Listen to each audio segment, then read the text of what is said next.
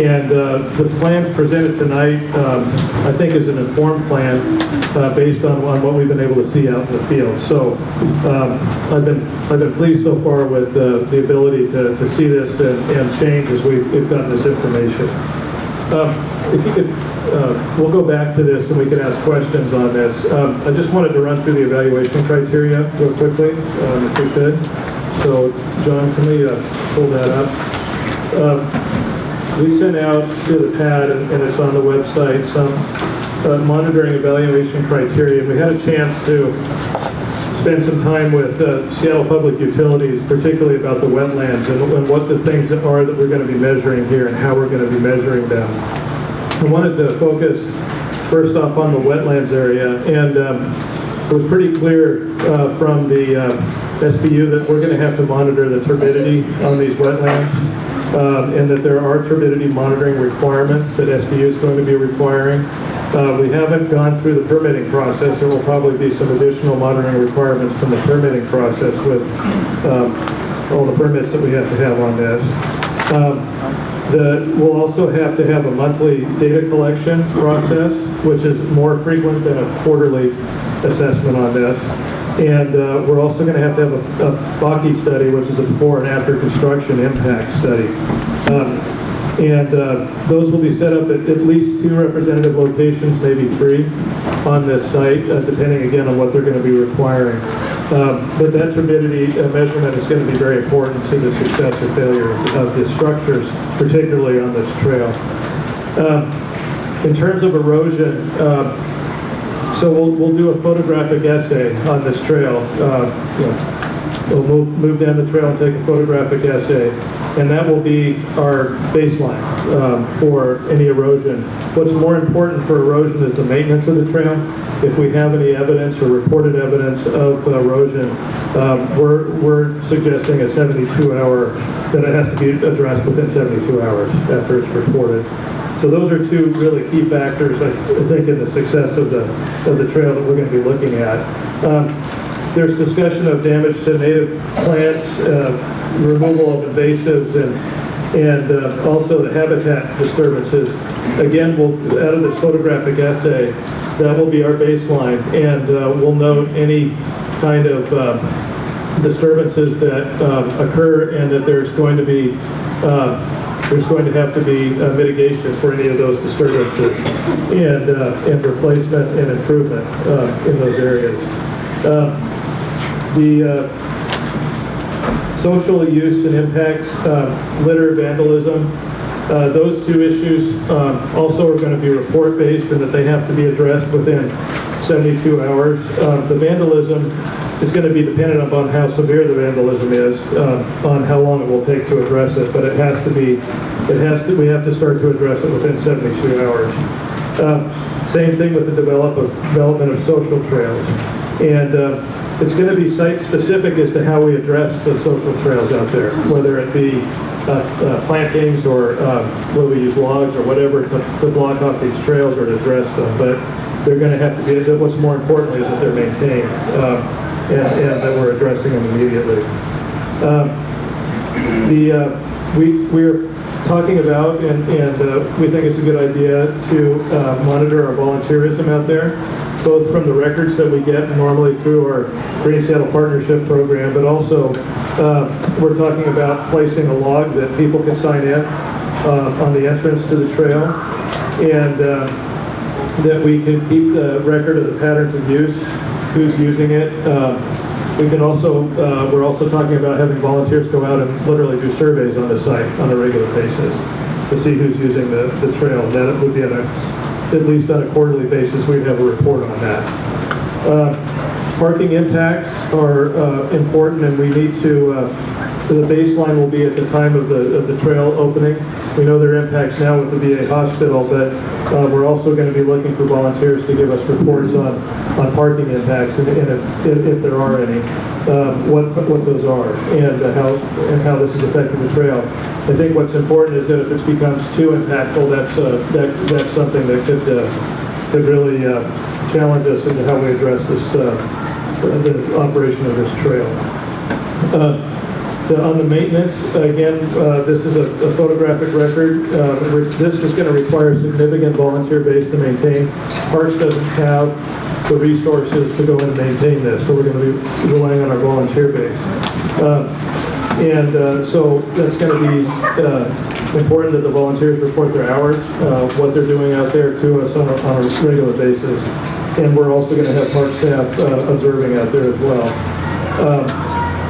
And then on the major maintenance, again, that's going to have to be planned through parks, and it's going to have to be coordinated with the volunteers to do that body of work.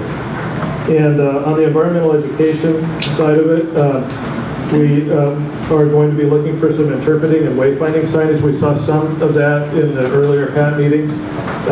We're going to have more information as we do this next outreach meeting, and then we'll have even more information when we go to the park board on April 9th about what that wayfinding interpretive signage will look like. So that's the evaluation checklist, and we certainly welcome any input that you would have on that. Lastly, here, I wanted to talk a little bit about the schedule and the communications.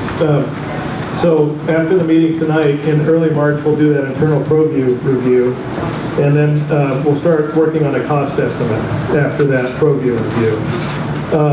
In late March, we'll have an outreach meeting at the Boys and Girls Club, and that's still being set up, and a date to be determined. We're still setting that up, and we'll let you know about that as soon as we have that date. We'll then present the PAT recommendations and the public comments to the superintendent for his consideration, and then be presenting this to the April 9th Park Board meeting. And I believe that meeting starts at 6:30, is that correct? At the Parks Administration Building. Yeah. Okay. And then the May City Council, we don't have a date established for that yet. After the May City Council meeting, depending on what happens at that meeting, then this project will be handed off to the Parks Planning Division for project management. And Parks Natural Resources Unit will be stepping out and participate more on the monitoring side more than steering the project side. The implementation is dependent upon funding. This project is all funded by is not being funded by Parks. It's being funded by the Cheesea Mountain View group. And so all that funding needs to be in place before we can start this project, or at least the commitment for that funding. And then there's also permitting, documentation review, construction, monitoring, and final assessment. All those things are going to be required before we can start before this construction can start on this project. I also wanted to point out that the PAT will continue to be informed through the monitoring period and updated on meeting dates as we've been doing. And the Cheesea website will also be updated and active during the pilot project period. There was a communication that was to go out from the Department of Neighborhoods about this meeting tonight, and there was a calendaring issue, and that didn't go out. And we got that out late, and we apologize to you for that. But we'll be looking to outreach to the community at large through the DON, and also directly, we have your email addresses, and we'll put an email pool together to communicate out about these additional meetings and things that are going on with this project. And that's what I have. Okay, thank you. PAT members, any questions of Doug on his presentation? I'm sorry, who takes care of the routine maintenance stuff? So the routine maintenance will be done by volunteers. They'll have to be identified. So the 72 hours, when is that clocked? After the first call is made? When the first call is made, yeah. So the first call is made to the Friends of Cheesea Green? No, when it's made to Parks. Okay. When that call is made to Parks and that 72-hour clock starts ticking. Okay. My only concern with that is to make sure, obviously, Parks would do the very best to get that. If they're not handling the maintenance, I just want to make sure it's given to Friends of Cheesea Green to make those necessary, because if there's a large group that are gone on a vacation and the 70 hours started clicking, they don't know about it yet, then I can see that would be maybe a point of an issue as far as a black mark against the Friends of Cheesea Green, when in fact they weren't informed about it. the issue? They have to be informed, and then there's 72 hours to correct it. Okay. Yeah, but that clock, once Parks is informed, there's immediately, it goes out to the volunteer base, and then that needs to be coordinated and resolved. 72 hours, depending on the, if we have vandalism or things like that, that simply 72 hours doesn't make any sense. Right. Then we'll have to give them a reasonable amount of time to be able to do that work. But what's important about this is that the success of the trail is going to depend upon that maintenance being done as quickly as possible. Yeah, absolutely. It's a little bit of a gray area, so I just want to bring up that we should be a little bit Yeah, I'm welcome, aware of you're that. welcome to provide comment on that as well, absolutely. Okay. Yeah, if you feel it should be different, then let me know. Sarah? Just in terms of your order, Doug, you went through three things. Could we go back to the walkthrough and the map and then maybe do questions on that and then progress? Sure. Because I just have one that came up. I was on a portion of the walk. And in discussion there, it came up that there's, and I might have gotten this wrong, but there's going to be some capital project work done in the maintenance yard that has to do with drainage and perhaps rerouting some of the way the water flows in there. And I wonder if I got it right and if you could comment on that and the implications for the design. Yeah, sure. The geotech suggested that the DPD will probably require that the water coming out of the maintenance yard and off the road will have to be piped from that maintenance yard area down to a connection in Rainier Vista. And that pipe will probably be on top of the ground. It will not be a buried pipe. Yeah. And that would require some type of structure to go over the top of that pipe. So I don't know what that would look like yet, but this is what the geotech thinks DPD is going to say. Yeah. Real quick on that point, is the need for that because of the stability of the slope, or is that a pollution issue from the runoff from the road? Oh, well, it's, Maggie, can you address that? My understanding is that the way the Parks Yard drains now is kind of grandfathered in, but kind of modern standards is that it's a lot of impervious surface and it is a pollution generating surface because there's vehicles on there. So it's both water quality and quantity. And I think from the geotech's point of view, the concern is more about adding water to an unstable slope and destabilizing it further. Can I just ask one quick clarification point? Are you saying that this is something that would be recommended to be done whether we were adding trails or not?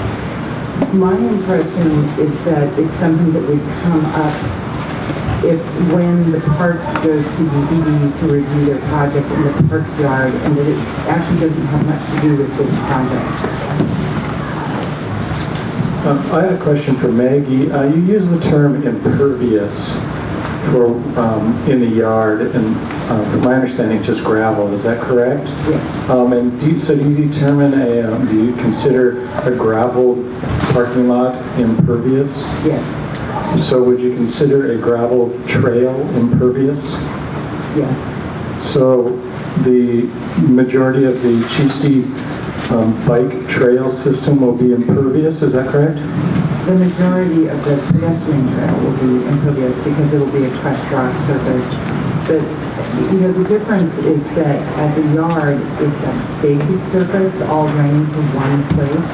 And with a trail, it's a narrow surface spread out over a very long distance. So in terms of what DPD looks at, and in terms of what the earth can absorb, is if you drain a narrow impervious surface onto native vegetation, it should be considered a sufficient dispersal of that water generated from the impervious surface. And in fact, this is something that the geotech brought up, that he would alert us to any specific situations where he thought that if more techniques addressing stormwater drainage were required anywhere along the trail, that he would alert us to that. And I talked with the geotech today, and he had looked, he was on the walk. I think that he was satisfied with the areas that were addressing by having boardwalks. And we are going to get together again to make sure that we didn't miss any areas that we thought needed special drainage controls. But generally, no, you don't need anything special for a trail. Thanks. We've got Tom and then anyone else. I do want to wrap it up and get on to public comment. Well, Tom and then Kathy? Okay, Tom. Quick question for Doug. The professional monitoring and evaluations that need to be done, environmental and geotech and otherwise, do we have an idea of what the costs are going to be, or when will we have an idea of what those costs will be? Yeah, again, when we're putting together this cost estimate, after we go through ProView and we have the Parks Geotech and everybody look at this, then we'll have a sense of what's going to be needed out there, and then we'll develop that cost estimate at that time. So that's going to be mid part of early March is when we'll have that put together. Real quick, with the boardwalks that are going to be, it sounds like there's going to be 3 now, 3 maybe 4. I think there are, Maggie, are there 4 boardwalks? I think there's 4. I believe there are 3. Okay. So will they all be with the pin piles that we saw earlier in a presentation? Is that the plan, or will they be different because they're in different locations? We think that they'll probably be on pin piles. That is for schematic design, that's what we're assuming, but the specific design of them, we would need further recommendations from the geotech after they look at it in even more detail. Okay, Daryl, you're it for our last question. I actually have quite a few questions. I'm just curious when we'll have an opportunity to express those. Can we get back to this later, possibly, later this evening? Why don't, quite a few on Doug's presentation or general? Yeah, I guess the first one I'd like to ask is the coloration of the mapping. It shows that it appears that the project site encompasses the SHA property. Everything's yellow. Am I missing something here? Are we now including SHA property in the project? Yeah, there's a property line on there. I don't know. Yeah, there's a white property line along there. The yellow color refers to a slope category, and the SHA property was part of the study area because we have to cross it to get into the entries. So it was just a mapping convenience to include it. It doesn't mean that it is part of the park. Okay, thanks. I appreciate that clarification. And regarding costs, you mentioned that there is potential for 3 crossings on Cheesty Boulevard. And will we assume that part of this project is the establishment of 3 pedestrian crosswalks at a minimum for Cheesty Boulevard? Yes, to accommodate the pedestrian trail, we're looking at a crossing at right at the Cheesty entrance where that grass area is on 24th, a little down from 24th, and near 25th, and near Andover. So there's actually 5 crossings that we're looking at. 2 of those exist already, Doug. The crossings a bit down from 24th and the one just past Andover, those already exist.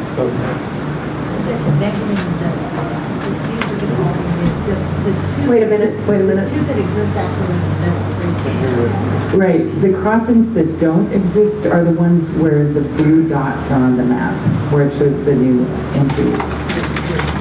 There's 3. Daryl, did you finish with your questions? Can I, out of respect for the audience that's here that's like that comment, I would propose that we're 10 minutes behind. Yeah, I know. The public. I just thought that Daryl might have one more quick one and then we could wrap this up and get there. Anything? Are you good? Okay. All right. Okay, let's start the public comment. There are 28 people who have signed up. So in order to make it within the hour, we need everyone to take 2 minutes. Okay, a little less than 2 minutes.